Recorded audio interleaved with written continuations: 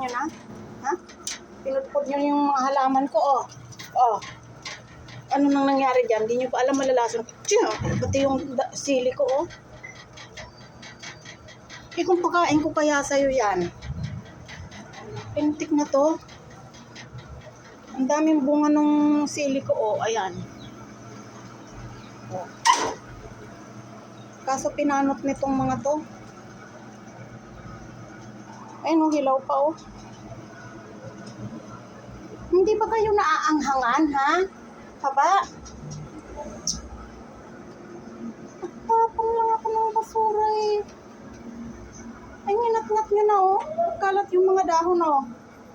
Oh.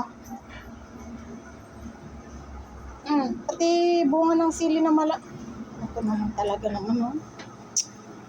Sayang yung sili.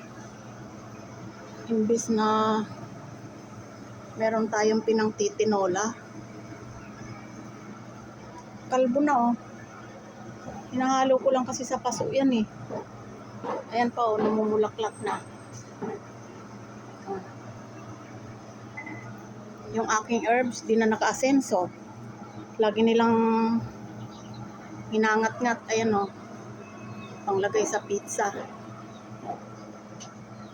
Ano ba kayang klaseng mga... Anong klaseng mga bibig nyo yan, ha?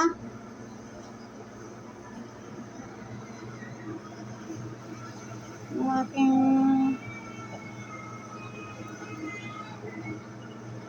Vietnam, ano, panggamot sa sipon to, eh. Laging kalbo, oh. Hindi na umasenso. Pati sili, oh, kinalbo. Grabe kayo. Sayang yung bunga, oh. Hilaw pa. Sinong nag-abot niyan? Itim.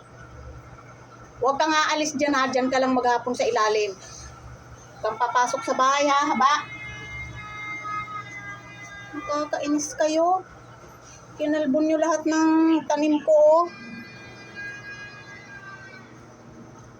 Imbis na pantitinola natin yung dahon, eh. Hindi nyo naman kinakain. Pinapanot nyo lang.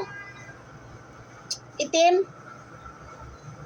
Alam mo nang mali mo? Ha? Huwag ka aalis dyan. Maghapon ka dyan na sa ilalim na yan. Hapon ka dyan sa ilalim ng kulungan. Ikaw mamaya kaya yung ikulong po. Ha? Gusto nyo nakakulong na lang kayo? Ha, itim? Gusto mo nakakulong ka na lang?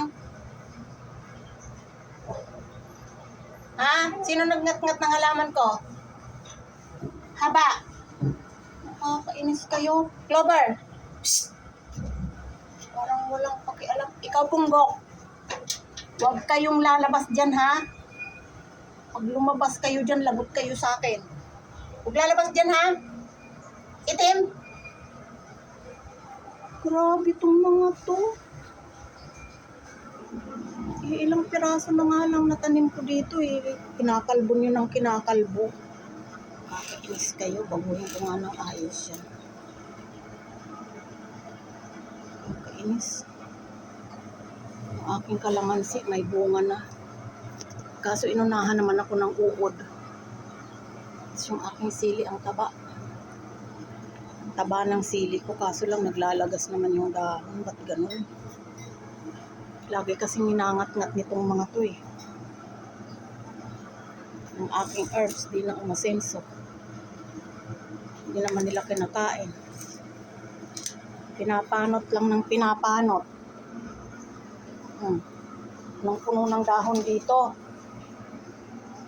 Kita nyo yung mga dahon na yan? Papakain ko sa inyo yan, eh. So, nag-iinarte pa kayo, ha? Kayong lalabas dyan.